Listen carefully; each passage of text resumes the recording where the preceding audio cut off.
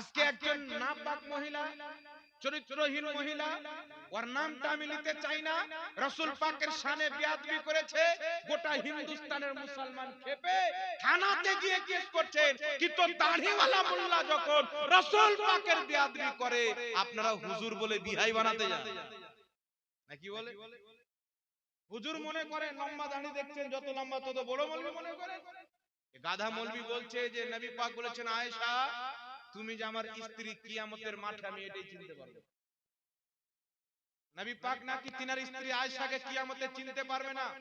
কে জান্নাতি কে জাহান্নামী ওরা বলছে আল্লাহ ছাড়া কেউ জানে না। কিন্তু না, পৃথিবীর মুসলমান, এটা ইসলামের আকীদা নয়, এটা হচ্ছে রাসূল পাকের বিদ্বেষ। খোদার ইজ্জতের কসম খেয়ে বলি, আমার পয়গম্বর নবী বলেছেন কিয়ামতের মাঠে সমস্ত সম্পর্ক বিচ্ছেদ হয়ে যাবে, আমি মুস্তাফার সম্পর্ক আমার উম্মতের সাথে থেকে যাবে। রাসূল পাক বলছেন মুসনাদে আহমদের হাদিস নাম্বার 6563, ইমাম তিরমিজি হাদিসটিকে তিরমিজিতে উল্লেখ করে বলেছেন হাযা হাদিসুন হাসানুন সহিহুন, এই হাদিসের সনদ হচ্ছে হাসান সহিহ। রাসূল কায়নাত সাল্লাল্লাহু আলাইহি সাল্লামের সাহাবী বলতেছেন আল্লাহর নবী আলাইহিস সালাম একদিন নিজের পবিত্র ঘর মোবারক থেকে বের হলেন, তিনার দুই হাতে দুটি খাতা ছিল। সাহাবীকে জিজ্ঞাসা করছেন, সাহাবী আমার হাতে কি আছে? তো সাহাবায়ে কেরাম বলছেন ওয়াল্লাহু ওয়া রাসূলুহু আলাম, আল্লাহ আল্লাহর নবী ভালো জানেন। তো আমার আপনার নবী বলছেন, সাহাবী এক্ষুনি আল্লাহ পাক আমার কাছে জিবরিল আমিনকে পাঠিয়েছিলেন দুটি খাতা দিয়ে। একটি খাতাতে আদম আলাইহিস সালাম থেকে নিয়ে কিয়ামতের সকাল পর্যন্ত যত লোক জন্ম নিয়েছে এবং নিবে তাদের মধ্যে যারা জান্নাতে যাবে, একটি খাতায় তাদের নাম লেখা আছে, তাদের বাবার নাম লেখা আছে, তাদের দাদার নাম লেখা আছে, তাদের বংশের পরিচয় লেখা আছে। আর একটি খাতাতে যারা জাহান্নামে যাবে তাদের নাম লেখা আছে, তাদের বাবার নাম লেখা আছে, তাদের দাদার নাম লেখা আছে, তাদের বংশের পরিচয় লেখা আছে। অর্থাৎ কারা জাহান্নামে যাবে কারা জান্নাতে যাবে তাদের বাপ দাদার নাম সহ বংশের পরিচয় সহ জান্নাতি জাহান্নামীদের লিস্ট আল্লাহ তাআলা মুহাম্মদ রাসূলুল্লাহকে দিয়ে দিয়েছে। এরপরে কোন মূর্খ জাহিল ব্যক্তি যদি বলে কে জান্নাতে যাবে নবী জানে না, নিজের স্ত্রী আয়েশাকে চিনতে পারবে না, আপনারা বলেন বাবা এরা খ্রিস্টানদের কত টাকা খেয়েছে যে হজম করতে পারে? তাহলে এদের বিরুদ্ধে আমাদের অ্যাকশন কই? এদের বিরুদ্ধে আমাদের অ্যাকশন কই? জিজ্ঞাসা করা হচ্ছে নবী কবরে জীবিত না মৃত? বলছে কবরে মরা মানুষ পড়ে আছে। আর আমার নবীকে জিজ্ঞাসা করা হলে রাসূল পাক উত্তরে বলছেন মুসনাদে বাজ্জারের হাদিস, আমার নবী বলছেন সহিহ হাদিস, আল আমবিয়াউ আহইয়াউন ফি কুবুরিহিম ইউসাল্লুন, আল্লাহর প্রত্যেক নবী নিজের কবরে জিন্দা, তারা নামাজ আদায় করে। নবীগণ যদি কবরে মরে পড়ে থাকে, ওই কাজ্জাবিন ইবলিসকে বলবেন যে মসজিদে আকসাতে যেই দিন রাসূল পাক মিরাজে যায়, নবী পাকের পিছনে তোর বাপ নামাজ পড়তে এসেছিল না প্রত্যেক নবী নামাজ পড়তে এসেছিল? তারা যদি কবরে মরা মানুষ পড়ে থাকে তো নামাজ কি করে পড়তে আসলো? 6 নম্বর আকাশে কি করে গেল? 7 নম্বর আকাশে কি করে গেলেন? তো আকীদা আপনাকে মানতে হবে আল্লাহর প্রত্যেক নবী নিজ নিজ কবরে সহশরীরে জিন্দা আছেন, যেখানে খুশি সেখানে যেতে পারে। এই আকীদা ইমাম ইবনে হাজার আসকালানী ফাতহুল বারীতে বয়ান করেছেন, এই আকীদা ইমাম আলুসী রাহমাতুল্লাহ আলাইহি তাফসীর রুহুল মাআনিতে উল্লেখ করেছেন, এই আকীদা ইমাম সিয়ুতী রাহমাতুল্লাহ আলাইহি আল হাওয়ালিল ফাতাওয়াতে উল্লেখ করেছেন। আর এই আকীদা মুহাম্মদ রাসূলুল্লাহ বুখারী মুসলিম নাসাই তিরমিজির হাদিসে প্রদান করেছেন। জোরে বলেন সুবহানাল্লাহ। এজন্য পৃথিবীর মুসলমান আকীদা জানতে হবে, আকীদার ব্যাপারে বুঝতে হবে। আজকে মোল্লা বলতে চাই রাসূল পাক গায়েব জানে না, কিন্তু মনে রাখবেন নবী যদি গায়েব না জানে তাহলে নবী কি করে হবে? ভোটে যদি পাস না করে তো মুখ্য প্রধানমন্ত্রী কি করে হবে? জি, যদি দেশই না থাকে তো প্রধানমন্ত্রী কি করে হবে? জি, তো গায়েব যদি না জানে তো নবী কি করে হবে? নবী শব্দের অর্থই হচ্ছে গায়েবের সংবাদদাতা। জি, কুরআন পাকে দুই ধরনের আয়াত আছে, কিছু আয়াত আছে আল্লাহ ছাড়া কেউ গায়েব জানে না, আবার কিছু আয়াতে আল্লাহ বলছেন আমি আমার মনোনীত রাসূলগণকে গায়েব দিয়ে থাকি। যেমন পবিত্র কুরআন সূরাতুল জিন আয়াত নাম্বার 26 এবং 27, আল্লাহ বলেন আলিমুল গায়বি ফালা ইযহিরু আলা গায়বিহি আহাদা ইল্লা মান ইরতাদা মির রাসূল। আমি আল্লাহ গায়ব জাননে वाला, আমার গায়বের প্রতি কাউকে, গায়বের প্রতি আমি কাউকে গায়বের জ্ঞান দান করি না, ক্ষমতাবান করি না, ইল্লা মান ইরতাদা মির রাসূল, কিন্তু আমি যেই রাসূলের প্রতি রাজি হয়ে যাই তাকে ইলমে গায়ব দান করে দিই। আল্লাহ পাক সূরা আলে ইমরান 179 নম্বর আয়াতে বলছেন মা কানাল্লাহু লিইতলাকুম আলাল গায়বি ওয়ালাকিন্নাল্লাহা ইয়াসতাবি মির রাসূলিহি মান ইয়াশা। আল্লাহ পাক বলতেছেন হে সর্বসাধারণ, তোমরা কি এটা মনে করো যে আমি আল্লাহ যাকে তাকে ইলমে গায়ব দিয়ে দিব? না, আমি রাসূলগণের মধ্যে বেছে নিই, যেই রাসূলকে চাই তাকে ইলমে গায়ব দান করে দিই। জোরে বল সুবহানাল্লাহ। আর আমাদের নবী সম্পর্কে আল্লাহ পবিত্র কোরআনে বলতেছেন ওয়ামা হুয়া আলাল গায়বি বিদানিন, আমার নবী গায়বের কথা বলতে কৃপণতা করে না। আরে সুবহানাল্লাহ। তো আল্লাহ যেখানে বলেছেন আল্লাহ ছাড়া কেউ গায়ব জানে না, এর অর্থ হচ্ছে আল্লাহর না জানাতে পৃথিবীর কেউ গায়ব জানে না। আর যেখানে বলেছেন নবীগণকে আমি ইলমে গায়ব দিয়েছি, তো আল্লাহর জানাতে নবী ইলমে গায়ব জানে, এটা যেই ব্যক্তি অস্বীকার করবে সেই ব্যক্তি কাফির হয়ে যাবে। যদি তার বিবাহ থাকে তার স্ত্রী তালাক হয়ে যাবে। মুতলাকান ইলমে গায়বের অস্বীকারকারী মুসলমান থাকে না। কিন্তু মনে রাখবেন পৃথিবীর মুসলমান, আমার আপনার নবীকে আল্লাহ পাক সৃষ্টির শুরু থেকে নিয়ে কিয়ামত হওয়া পর্যন্ত, কিয়ামত হয়ে হিসাব নিকাশ হওয়া পর্যন্ত, হিসাব নিকাশ হয়ে শেষ জান্নাতি জান্নাতে, শেষ জাহান্নামী জাহান্নামে যাওয়া পর্যন্ত সমস্ত জ্ঞান আল্লাহ আমার নবীকে দান করে দিয়েছেন। কে জান্নাতে যাবে তারও জ্ঞান দান করেছেন। আরেকটি কথা আপনাকে বলি বাবা, বাংলাদেশে ওয়াহাবিদের মৌলবি বলছে যেই নবী নিজের ঘরের খবর জানে না, ওই নবী গায়বের খবর কি করে জানে? এটা নাউজুবিল্লাহ হবে না। আচ্ছা বলেন তো বাবা, এটা নবীর বেয়াদবি কি বেয়াদবি নয়? বলছে যেই নবী ঘরের খবর জানে না নিজের, ওই নবী গায়বের খবর কি করে জানে? ওই এই কথাটা বললো কেন ওয়াহাবিদের ইমাম? সেই কথা এই জন্য বললো যে মা আয়েশা সিদ্দিকা রাদিয়াল্লাহু তাআলা আনহা কাফেলাতে যাচ্ছিলেন, কাফেলা আগিয়ে গেল, মা আয়েশা পথ ভুলে পিছনে থেকে গেলেন। তো আম্মা জান আয়েশা সিদ্দিকা রাদিয়াল্লাহু তাআলা আনহা উনি পিছন দিকে থেকে গেছিলেন, পরের দিন কাফেলাতে গিয়েছিলেন। তো মুনাফিকরা মা আয়েশার প্রতি অপবাদ দিল যে মা আয়েশা সিদ্দিকা রাদিয়াল্লাহু তাআলা আনহা অন্য করের সঙ্গে রাত কাটিয়েছে, বলে নাউজুবিল্লাহ। এই অপবাদ যখন মুনাফিকরা মা আয়েশার প্রতি দিল, আমার আপনার নবী সাল্লাল্লাহু আলাইহি সাল্লাম কম পক্ষে 1 মাস চুপচাপ ছিলেন, কম বেশি। আমার নবী কিছু বলেননি। 1 মাস পর আয়াত অবতীর্ণ হয়েছে যা আল্লাহ পাক বলেছেন আমার নবীর স্ত্রী পাক এবং পবিত্র। সুবহানাল্লাহ বলে। এই হাদিসটাকে কেন্দ্র করে মুনাফিকরা বলে, শয়তানের গোষ্ঠীরা বলে যে নবী পাক সাল্লাল্লাহু আলাইহি সাল্লাম নিজের স্ত্রীর খবর জানেন না, তো গায়বের খবর কি করে জানেন? কিন্তু আমার আপনার নবী সাল্লাল্লাহু আলাইহি সাল্লাম কেন চুপ ছিলেন? ওই সময়তে আয়াতে তায়াম্মুম অবতীর্ণ হচ্ছিল, এক নাম্বার। দ্বিতীয় নাম্বার হচ্ছে রাসূল পাক যদি বলতেন আমার স্ত্রী এরকম হতে পারে না, তাহলে মুনাফিকরা হাসতো, নিজের স্ত্রী বলে কথা, আপন স্ত্রীকে কেউ কি খারাপ বলবে? নবী পাকের প্রতি মাযাক উড়াতো। তাই রাসূল পাক চুপচাপ ছিলেন যে এর জবাব আমার আল্লাহ দিবে।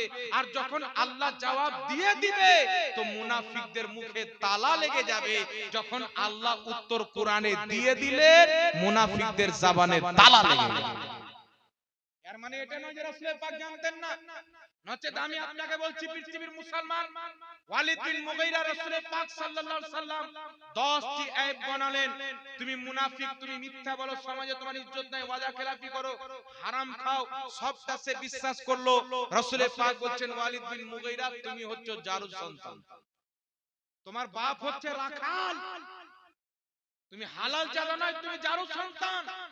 ওয়ালিদ বিন মুগীরা মুনাফিক তো ছিল, কাফির তো ছিল, কিন্তু এটা বিশ্বাস ছিল যে মুহাম্মদ সাল্লাল্লাহু আলাইহি সাল্লাম কোনদিন মিথ্যা বলেন। মায়ের কাছে গিয়ে তলোয়ার বের করে মাকে বলছেন মা আমার বাপকে বলো নচেত গর্দান মেরে দেব। জি আমার দিকে তাকান বাবা, আমার দিকে তাকান, হাদিসটা ভালো করে শুনেন, কথাটি বুঝুন। আমার আপনার নবী সাল্লাল্লাহু আলাইহি ওয়াসাল্লাম যদি নিজের ঘরের খবর না জানতেন, তো নবী পাক ওয়ালিদ বিন মুগীরাকে বলছেন যে তুমি হচ্ছ জারুর সন্তান, মাকে গিয়ে বলছেন, মা আমার বাপকে বলো। মা বলছে, কেন বেটা তুমি জানো না তোমার বাপকে? এতদিনে এই কথা জিজ্ঞাসা করছো বুড়া হয়ে যাওয়ার পর? তো বলছে, মুহাম্মদ সাল্লাল্লাহু আলাইহি সাল্লাম বলেছেন আমার বাপ নাকি রাখাল, আমি নাকি জারু সন্তান।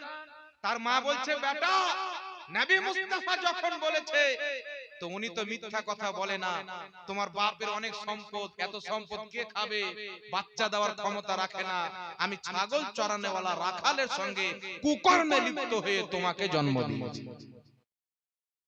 কিন্তু এ ওয়াহাবি মূর্খ এই হাদিসটা দেখতে পেল না। মা আয়েশার হাদিস থেকে বলছে নিজের ঘরের খবর জানে না। ওর মা কোথায় কার সঙ্গে জিনাতে লিপ্ত হয়েছে, কোথায় হারাম বেটা জন্ম দিয়েছে, আমার নবী এই খবরটাও জানেন। আর শুধু তাই নয়, রাসূলে পাক দাঁড়ালেন, বুখারীর হাদিস, আর বলছেন সাল্লুনি সাল্লুনি, তোমরা আমাকে জিজ্ঞাসা করো যা তোমাদের জিজ্ঞাসা করার আছে। হযরতে আবু হুযায়ফা বলছেন, হুজুর আমার বাপকে। হযরতে আবু হুযায়ফাকে কিছু কিছু লোক অবৈধ সন্তান মনে করে, এই ইলজামটা ছিল। তো উনি বলছেন, রাসূল পাক বলছেন যা জিজ্ঞাসা করা আছে জিজ্ঞাসা করো। তো আমি ক্লিয়ার করে নি, সাহাবীর আকীদা দেখেন যে আমি কার বেটা, এটাও আল্লাহ নবী মুস্তাফাকে জানিয়ে দিয়েছে। একটু জোরে সুবহানাল্লাহ হবে না? তো রাসূল পাক বলছেন আবু কা হুযায়ফা, তোমার বাপ হচ্ছে হুযায়ফা। সুবহানাল্লাহ হবে না? তোমার বাপ হচ্ছে হুযায়ফা। হযরতে আবু হুযায়ফাকে রাসূল পাক বলেন, আবা কা হুযায়ফা, তোমার বাপ হচ্ছে হুযায়ফা। ক্লিয়ার হয়ে গেল। আর তারপরে কেউ তিনাকে আর অন্য কিছু কথা বলে। তো রাসূল পাকের ব্যাপারে সাহাবীর আকীদা ছিল কে হালাল জাদা কে হারাম জাদা, এটাও রাসূল পাক জানেন। কার মা কোথায় থেকে বাচ্চা জন্ম দিয়েছেন এটাও রাসূল পাক জানেন। এইজন্য পৃথিবীর মুসলমান আপনাদেরকে বলতে চাই, যেইগুলো গুস্তাখি তাওহীদ আমার নবী সাল্লাল্লাহু আলাইহি সাল্লামের মক্কার আবু জেহেল করতে পারেনি, উতবা শাইবা করতে পারেনি, নবী মুস্তাফার তার চাইতে বেশি বড় বড় বেয়াদবি এবং গুস্তাখি ওয়াহাবি মতবাদের মৌলবীরা করে রেখেছে। তারা করে রেখেছে। মক্কা মদিনায় আবু জেহেল উতবা শাইবা তার দলের লোক আমার নবীর পাশে থেকে রাসূল পাকের ভুল খুঁজে পায়নি। আজ পর্যন্ত কোন ইমাম, আজ পর্যন্ত কোন মুহাদ্দিস, কোন ইমানদার, কোন কাফির, কোন বেঈমান কেউ আজ পর্যন্ত রাসূল পাকের একটা ভুল খুঁজে পায়নি। আর বাংলাদেশে জালসার স্টেজে চড়ে ওয়াহাবি মোল্লা বলছে যে মুহাম্মদ সাল্লাল্লাহু আলাইহি সাল্লাম একাধিক জায়গাতে ভুল করেছে। বলছে না মিথ্যা কথা বলছি বাবা, কথা বলেন। এই মোবাইলে সব ভিডিও রাখা আছে। আল্লাহর ইজ্জতের কসম খেয়ে বলছি, মাথায় নবীর সুন্নাত পাগড়ি পরে নবীর মিম্বার থেকে একটাও কথা মিথ্যা বলছি না। তাদের সব কথা মোবাইলে রাখা আছে। এরা বলছে রাসূল পাক একাধিক জায়গাতে ভুল করেছেন। তো আবু জেহেল নবীর ভুল খুঁজে পায়নি আর এরা ভুল খুঁজে পেয়ে নিল। তাহলে আপনি বলেন আবু জেহেলের চাইতে এরা বড় মারাত্মক ক্ষতিকারক হলো কি হলো? কথা বলেন না বাবা। আর এদের সাথে যদি আমরা সম্পর্ক রাখি তাহলে মরতে হবে কি হবে না? একটা কথা আপনাকে বলতে চাই, ইবলিস 90 কোটি বছর ইবাদত করার পরেও আদম নবীর সম্মান করেনি। আল্লাহ পাক ইবলিসকে শয়তান বলে ঘোষণা করে কিয়ামত পর্যন্ত অভিশাপ প্রাপ্ত করে মেসেজ সারা পৃথিবীকে দিয়েছেন। আল্লাহ পাক নিজেই বলে দিয়েছেন जो नबी का नहीं वो खुदा का नहीं। আদম তুমি ইবলিস তুমি আমার আদমের হতে পারলে না, আমি আল্লাহর হয়ে তোমার কোনো লাভ হবে না। তো যিনি আদমের নবী মুহাম্মদ রাসূলুল্লাহ এত বড় বড় তিনার গুস্তাখি করেছেন, আল্লাহকে মিথ্যাবাদী লিখেছেন, এদের সাথে সম্পর্ক থেকে বেঁচে থাকতে হবে, নচেত কিয়ামতের মাঠে এই চেহারা নিয়ে রাসূল পাকের সামনে আপনি দাঁড়াতে পারবেন না। আপনি সামনে দাঁড়াতে পারবেন না। এই জন্য আজ লে উনকি পানাহ, আজ মদদ মাंग उनसे, कल ना मानेंगे कियामत को अगर मान गया। এই পৃথিবীর মুসলমান আমার আপনার নবী সাল্লাল্লাহু আলাইহি সাল্লাম হচ্ছেন হাজির ও নাজির। দয়ার নবী মুস্তাফা নিজের রওজা মুবারকে থেকে সারা পৃথিবীকে দেখতে পাচ্ছেন, এমন ভাবে দেখেন যেমন হাতের তাবা দেখতে পায়। আমরা রাসূল পাককে হাজির নাজির মানি কি মানি না বাবা? আর জোরে হাত তুলে বলেন তো কে কে মানেন? সবাই মানি তো? আমাদের আকীদা হচ্ছে রাসূল পাক হাজির নাজির। ওয়াহাবি মানুষকে পাবলিককে গুমরা করে। এরা প্রত্যেক জায়গায় যদি রাসূলকে হাজির নাজির মানে, এরা বাথরুমে কি করে বসে, স্টেজে চেয়ারে বসে কি করে বক্তব্য দেয়, তো আমি ওই জাহিলদেরকে বলতে চাই, তোমাদের আকীদা তো আল্লাহ হাজির নাজির, তাহলে তুমি কি করে চেয়ারে বসে থাকো? নাকি বলেন বাবা? হাজির নাজিরের অর্থ এটা নয় যে প্রত্যেক জায়গাতে সহশরীরে নবী পাক উপস্থিত আছেন, এটা আহলে সুন্নাতুল জামাতের আকীদা নয়। আর হাজির নাজিরের আকীদা আলা হযরতের তৈরি করা আকীদা নয়। নবী পাক যে হাজির নাজির, এই আকীদা ইমাম সিয়ুতি, এই আকীদা আজ থেকে ৫৫০ বছর পূর্বে শেখ আব্দুল হক মুহাদ্দিস দেহলভী, সকলের মাথার তাজ, যিনি ভারতবর্ষের মাটিতে সর্বপ্রথম ইলমে হাদিস এনেছেন, তিনি নিজের কিতাব আখবারুল আখয়ারের মধ্যে লিখেছেন, দয়ার নবী মুস্তাফা উম্মতের আমলের প্রতি, নিয়াতের প্রতি, ইচ্ছার প্রতি হাজির ও নাজির আছে। জোরে বল সুবহানাল্লাহ। হাজির নাজির অর্থ কি? আমি এখানে বসে আছি, আপনাদের মধ্যে দুইজন ব্যক্তি যদি মারামারি করে, সকালবেলা মিটিং বসেছে, আমরা উঠেছি, একজন ব্যক্তি বলছে আমি দেখেছি আব্দুল জব্বার আব্দুল গাফফারকে মেরেছে। তো লোকজন বলছে তুমি কি দেখেছো? বলছে আমি ওখানে ছিলাম কিন্তু দুই চোখে দেখতে পাই না, অন্ধ। তার সাক্ষী চলবে? কথা বলে, তার সাক্ষী চলবে না? আরেকজন ব্যক্তি বলছে যে আমি দেখেছি, তবে মোবাইলে দেখেছি, ওখানে ছিলাম না। তো মোবাইলে তো এআই দিয়ে ভিডিও তৈরি করা যেতে পারে, সেটাও চলবে। তো সাক্ষী হওয়ার জন্য কি হতে হবে? উপস্থিত থাকতে হবে হাজির, আর দেখতেও হবে নাজির। এটা হলো হাজির নাজির, উপস্থিত থাকতে। তো কোরআন পাকে আছে কিয়ামতে আমার আপনার নবী প্রত্যেক নবীর উম্মতের আমলের সাক্ষী দিবেন। শুধু তিনার উম্মত আমাদের নয়, ঈসা নবীর উম্মতের, মুসা নবীর উম্মতের, প্রত্যেক নবীর উম্মতের আমলের গওয়াহি, সাক্ষী আমার আপনার নবী সাল্লাল্লাহু আলাইহি ওয়াসাল্লাম দিবেন। তাহলে রাসূলে পাককে তো দেখতে হবে, দেখে সাক্ষী দিতে হবে, উপস্থিত থাকতে হবে। তো পৃথিবীর মুসলমান ওই জায়গাতে আমি দাঁড়িয়ে বলছি যে আমি দেখেছি আব্দুল জব্বার আব্দুর রহমানকে মেরেছে। তো লোকজন বলছে হুজুর আপনি দেখতে পান? আমি বললাম আমার চোখও ঠিক আছে, ব্রেনও ঠিক আছে, আর আমি ওখানে উপস্থিত ছিলাম।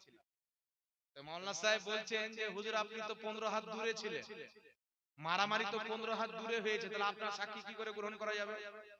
আপনাদের মাদ্রাসার বড় বড় আলিম আছে, ইনারা বলবে যে শরীয়তের ফয়সালা হচ্ছে একজন ব্যক্তি যেখানে বসে থাকবে, যতদূর পর্যন্ত তার আকল এবং তার দৃষ্টি সহি সালামত কাজ করবে, ততদূরকার জন্য তাকে হাজির নাজির সাক্ষী বলে গ্রহণ করা হবে। কথা বুঝতে পারছেন? 15 হাত বা 20 হাত দূর পর্যন্ত যদি আমার দৃষ্টি, আমার আকল সহি সালামত কাজ করে, এত দূরকার জন্য আমাকে সাক্ষী হিসেবে মানা হবে।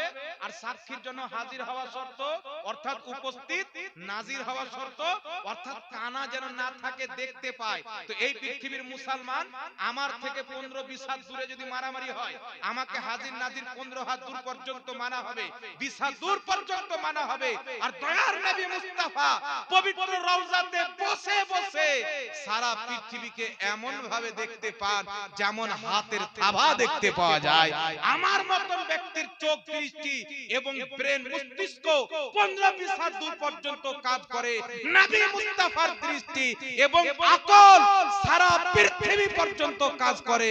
তাই সারা পৃথিবীর জন্য নবী পাক হাজির ও নাজির। সুবহানাল্লাহ। নারে তাকবীর, नारे रिसालत, मसला के आला हजरत और से हुजूर मुफ्ती आजम हिंद अजमत मुस्तफा, नारे तकबीर। रसूल पाक সাল্লাল্লাহু আলাইহি ওয়াসাল্লাম উনার মৃত্যু এবং হায়াত দুটোর মধ্যে কোনো তফাৎ নাই। কিছু লোক মনে করতে পারে আল্লাহ নবী ইন্তিকাল করেছেন, তো ইন্তিকালের পরে কি করে খবর রাখবেন, কি করে খোঁজ রাখবেন? এই পৃথিবীর মুসলমান, আমি আপনাদেরকে বলতে চাই, রাসূল পাক আলাইহিস সালাম নিজেই বলেছেন যে আমার ইলম যেমন দুনিয়াবি হায়াতে ছিল, ইন্তিকালের পরেও তেমনই আছে, কোনো ব্যাঘাত ঘটেনি। ইমাম কাস্তালানী রাহমাতুল্লাহ আলাইহি শারহে বুখারী মাওয়াহিবুল্লাহ দুনিয়াতে লিখছেন নবী পাকের হায়াত ও মওতের মধ্যে কোনো তফাৎ নাই। ইমাম ইবনুল হাজ আল মাদখাল কিতাবে লিখছেন নবী পাকের হায়াত ও মওতে কোনো তফাৎ নাই। ইমাম মুল্লা আলী কারি বলতেছেন নবী পাকের হায়াত ও মওতে কোনো তফাৎ নাই। আর আমার আপনার নবী কোথায় পর্যন্ত দেখতে পায়? একটু আমার দিকে দৃষ্টিপাত করেন, কানটা এদিকে করেন। পৃথিবীর মুসলমান, সহিহ বুখারীতে হাদিস, রাসূল পাক বলতেছেন ইন্নী ওয়াল্লাহি লা আনজুরু ইলা হাউজিল আন, আমি আমি নবী মুস্তাফা আল্লাহর কসম নিশ্চয় এই দুনিয়াতে এই জমিনে দাঁড়িয়ে সাত আসমানের উপরে জান্নাতের হাউজে কাউসারকে দেখতে পাচ্ছি।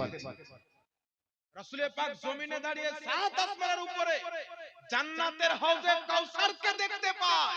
তো যেই নবী জমিন থেকে সাত আসমানের উপরে জান্নাতের হাউজে কাউসারকে দেখতে পারে, ওই নবী এই পৃথিবীর মানুষকে নিজের মদিনা থেকে দেখতে পারে না? এই জমিন থেকে প্রথম আকাশ 500 বছরের পর, সেই আকাশের সাইড পার করতে 500 বছর, তার উপর থেকে দ্বিতীয় আকাশ 500 বছর, আর এই পৃথিবীর এই মাথা থেকে যদি ওই মাথা যান তো 500 বছর লাগবে। কথা বলে তো যেই নবী জমিন থেকে জান্নাত দেখতে পাচ্ছেন, ওই নবী মদিনা থেকে আমাদেরকে দেখতে পাবে না? তো আমাদের গুনাহ, আমাদের সব নেকি আমল নিয়ত ইচ্ছা থেকে রাসূল পাক অবগত আছেন, তাই রাসূল পাককে হাজির নাজির বলা হয়। উনাকে এখানে আসার দরকার নাই, উনি মদিনা থেকে দেখতে পান। হ্যাঁ, যদি কোনো উম্মতকে ধন্য করতে চায় তো উনি জিসমে মিসালের সহিত একই সময়ে শুধু এক জায়গা নয় একাধিক জায়গা যেতে পারে। জোরে বল সুবহানাল্লাহ। আমরা কি করছি কি না করছি রাসূল পাক এটাও দেখতে পাচ্ছেন,